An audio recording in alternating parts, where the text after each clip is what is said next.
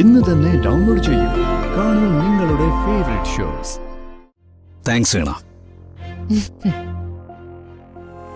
ഇന്ന് ഞാൻ മനസമാധാനത്തോടെ ജയിലിലേക്ക് തിരിച്ചു പോകുന്നു. ഇനി കോടതിയിലേക്ക് തിരിച്ചു വരുന്നതും അങ്ങനെ തന്നെ ആയിരിക്കും. അപകടത്തിൽ നിന്നും തിരിച്ചെത്തിയ അവൻ അവളെ കൊല്ലുമെന്ന് വരെ ഞാൻ ഭയന്നു.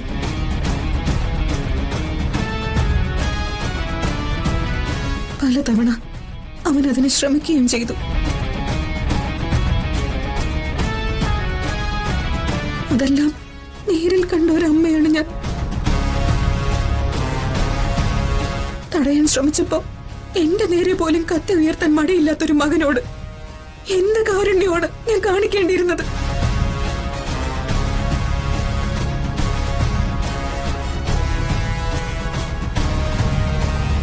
That means ജീവന് വേണ്ടി നിങ്ങൾ ഒന്നും ചെയ്തിട്ടില്ല.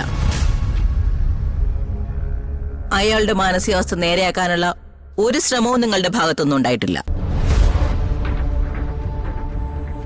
പകരം അയാളുടെ ഭാര്യയും അവരുടെ പൂർവ്വകാമുകനായ ഹരിയും തമ്മിൽ വിവാഹിതരാണെന്നും അത് കഴിഞ്ഞിട്ട് കുറെ വർഷങ്ങളായെന്നും നിങ്ങൾ അയാളെ പറഞ്ഞു വിശ്വസിപ്പിച്ചു.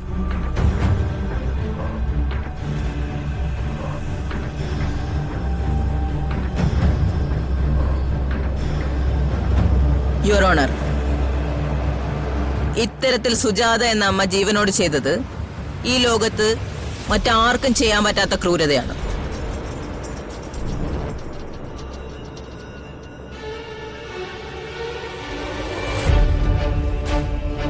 ജീവന് പൊസസീവ്നെസ് ഉണ്ടായിരുന്നു. സ്വന്തം ഭാര്യയെക്കുറിച്ച് എത്രയോ പുരുഷന്മാരിൽ ആ പൊസസീവ്നെസ് നമ്മൾ കാണാറുണ്ട്.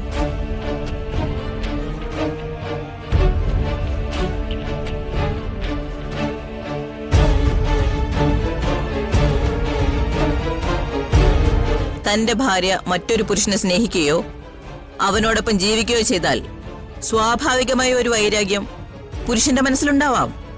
അത് ജീവനും ഉണ്ടായിട്ടുണ്ട്.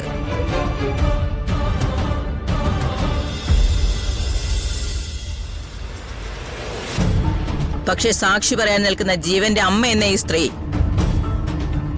അപകടനില തരണം ചെയ്തെത്തിയ മകന് മുന്നിൽ മറ്റു പല നാടകങ്ങളും ഒരുക്കുന്ന തിരക്കിലായിരുന്നു.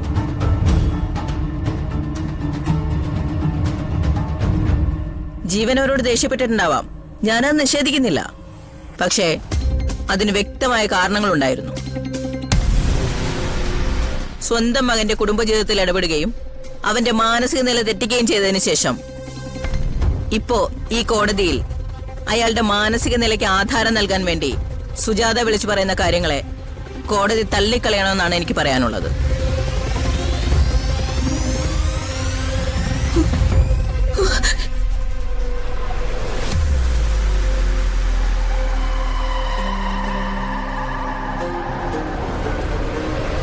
ഒരുപക്ഷെ നല്ലൊരു സാഹചര്യം ഒരുക്കിയിരുന്നെങ്കിൽ സ്വന്തം മകനെ ജീവിതത്തിലേക്ക് തിരിച്ചു കൊണ്ടുവരാൻ ഈ അമ്മയ്ക്കാവുമായിരുന്നു. പക്ഷേ തന്റെ കൈപ്പിടിയിൽ ഒതുങ്ങാത്ത മകനെ പഴയ തറവാട്ടുകാരനവരുടെ ബുദ്ധി വെച്ച് കൈകാര്യം ചെയ്യാനായിരുന്നു ഇവരുടെ തീരുമാനം.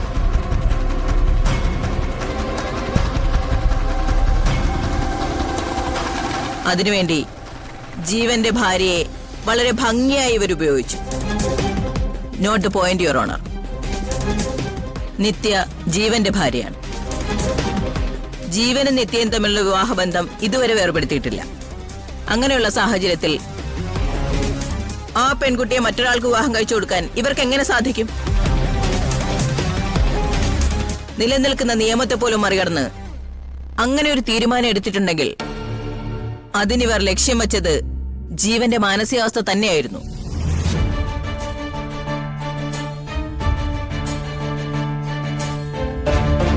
എന്ന് പറഞ്ഞാൽ ജീവൻ ഒരു മാനസിക രോഗിയാണെന്നും അതുവഴി ഒരു ഭ്രാന്തൻ എന്ന് സമൂഹത്തിനെ കൊണ്ട് അയാളെ വിളിപ്പിക്കുന്നതിനും മാത്രമാണ് ഈ അമ്മ ശ്രമിച്ചത്.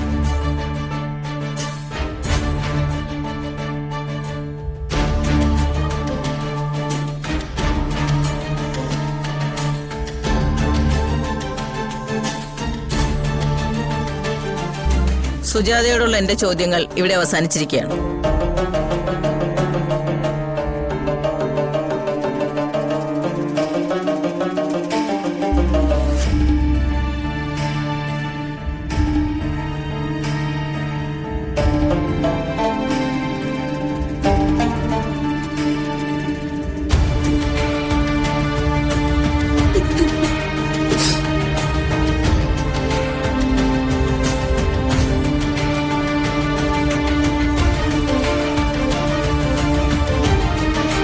കേസിന്റെ തുടർവാദം അടുത്ത ബുധനാഴ്ചത്തേക്ക് മാറ്റിയിരിക്കുന്നു.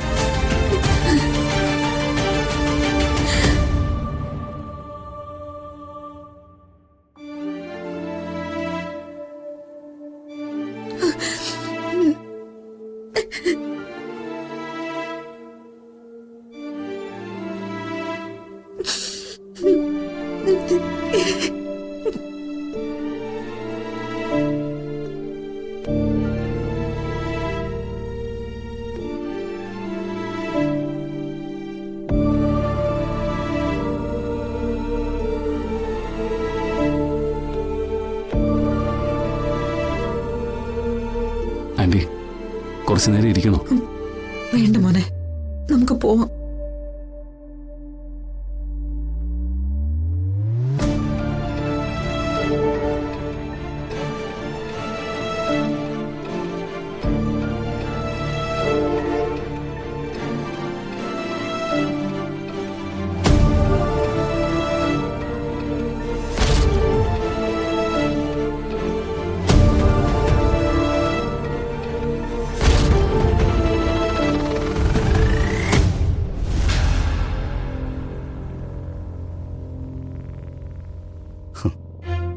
താങ്ക്സ് വീണ.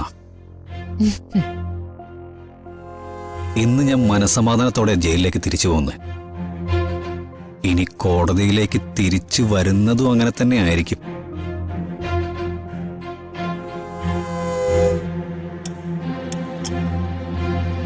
എനിക്കെതിരെ സംസാരിക്കുന്നവരുടെ വീണ ഒന്ന് പറഞ്ഞേക്ക്, അവർക്കാർക്കും ജീവനിൽ നിന്ന് രക്ഷയുണ്ടാവില്ലെന്ന്.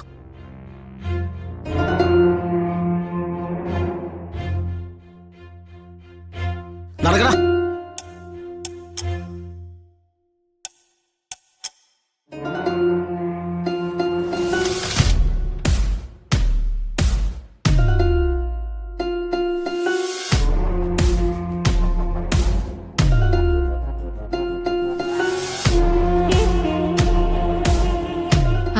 എങ്കിൽ ഹരിയേട്ടാ, ഞാനങ്ങ് ചെല്ലട്ടെ.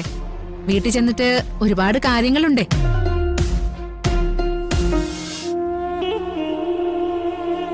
എല്ലാവരും ആഘോഷിക്കാണല്ലേ ഹരി? കോടതിയെ പിടിച്ചു കുലുക്കുന്ന വക്കീലന്മാർ ഒരുപാടുണ്ടാവും. പക്ഷേ അവര് പറയുന്നൊന്നും കോടതി മുഖവിലേക്ക് എടുക്കില്ല. സത്യം വേറൊന്നാണല്ലോ. സത്യം വിജയിക്കും. വാ, നമുക്കിറങ്ങാം.